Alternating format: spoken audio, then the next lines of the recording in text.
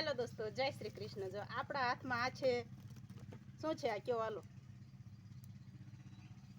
ખબર પડે આ શું છે? એમ આ છે નેપિયરનું રાડું। તમને જોઈને તો એવું થયું હશે કે શેલડી હશે, પણ આ શેલડી નથી, આ નેપિયર છે। નેપિયર ઘાસ છે। આપણે ગાયોને જે દૂધ આપે છે એ ગાયોને અતિ ઉત્તમ ઘાસ ગણાય આ નેપિયર।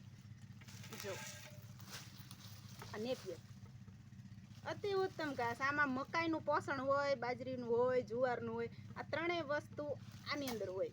સુગરવાળી વસ્તુ છે આ। શેલડીમાં જેટલું સુગર હોય ને એનું 30% આની અંદર હોય। એટલે હવે આપણે બતાવવાનું કારણ એ છે કે આપણે મોટી ગાયું છે ને એ જો આવા જાડા રાડા તો એ ચાવી શકે, જાડા રાડા એ ચાવીને ખાઈ જાય છે, પણ જે હમણાં નાના નાના જે બે બચ્ચા આવ્યા છે ને એ ખાવા શીખ્યા છે। એટલે આપણે એની હાટું આમ પાંદડા ખોરી અને તગારામાં આવા પાંદડા હોરે અને નાખવા પડે છે, કારણ કે એ આવા જાડા રાડા કાંઈ ચાવે નહીં। અને આખા રાડા નાખવી તો એ પાંદડા તો ખાય, પણ જે આ રહ્યો ને આ એના પગમાં કચડાઈ જાય, પછી એને બીજા ઢોરાઈ ન ખાય। એટલે આપણે આને પાંદડા તોડી અને જો અહીંથી આ કૂપળું આવી ગયું, આ કૂપળાની આપણે અહીંથી ગાંઠ ક્યાં છે? આ ગાંઠ છે, અહીંથી તોડી લેવાની। જો આ ગાંઠ તૂટી ગઈ એટલે આ કૂપળું આપણા હાથમાં રહી ગયું। હવે આ જે જાડું રાડું રહ્યું ને એ એટલું મસ્ત રીતે એ ચાવીને ખાશે ને, એના મોઢામાંથી રસ નીકળી જશે, ત્યાં સુધી ચાવીને ખાશે। એ ઝીણા ઝીણા બચ્ચા છે આપણા, બચ્ચા જોશો ને ત્યાં તમને એમ થઈ જશે કે રમાડવા છે એમ। તમને રમાડવાની મજા આવી જાય એવા મસ્ત બચ્ચા છે। જો આ મસ્ત રીતને આપણે આ પાંદડાની, માત્ર પાંદડાની કોળી કરી લીધી। જો કેટલી મસ્ત કોળી લાગે છે। જેવી મારા હાથમાં મસ્ત લાગે છે ને એવી જ ગાયોને પણ વાછળીઓને મીઠી લાગશે। વાછળિયું ખાવા શીખી ગઈ છે। આપણે એને ખાણ દેવી છે, રોજ સવારમાં થોડું થોડું ખાણ દેવી છે, જે ડેરીમાંથી મળે છે એ।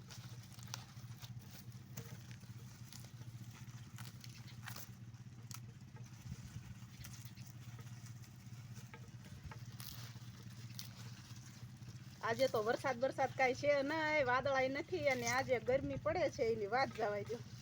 આવી ગરમીનું કામ કરવું પડે છે।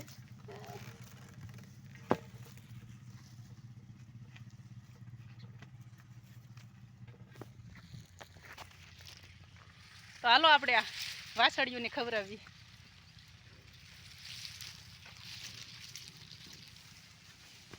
જો આ બધી ગાયું છે, આ ગાયું તો ખાય જ છે। જો આવી રીતથી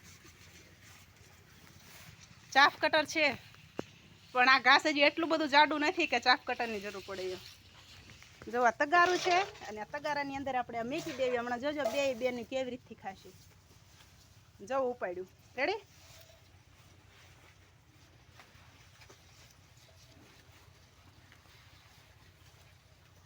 અને પગમાંય ઓછું લે અને શાંતિથી એને ખાવાની પણ ડાયરેક્ટ મજા આવે। જો ડાયરેક્ટ ખાવા મળ્યા ને, ઓલું આખું રાડું હોય ને તો એ તોડવામાં જ બિચારા હેરાન થઈ જાય।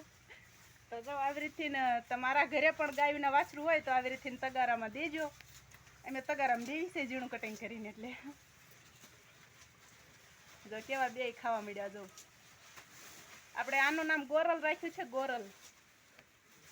હિરલ રાખવું હતું, પણ પછી એમ થયું કે હિરલ નામ રાખવી અને પછી અમારી વચ્ચે જ્યારે ન રહે ત્યારે તકલીફ બહુ થાય, કારણ કે હિરલ નામની ગાયની અંદર ગુણ જ એવા હોય છે, ખબર નામ રાખવાથી ગુણ આવતા હોય કે પછી અંદર ગુણ એમ નામ ઓટોમેટિક જ હશે એમ। એટલે આપણે પછી આનું નામ હિરલ ન રાખ્યું અને ગોરલ રાખી દીધું છે, અને ગોરલ નામ એ સારું જ છે। તમને ગમ્યું કે નહીં?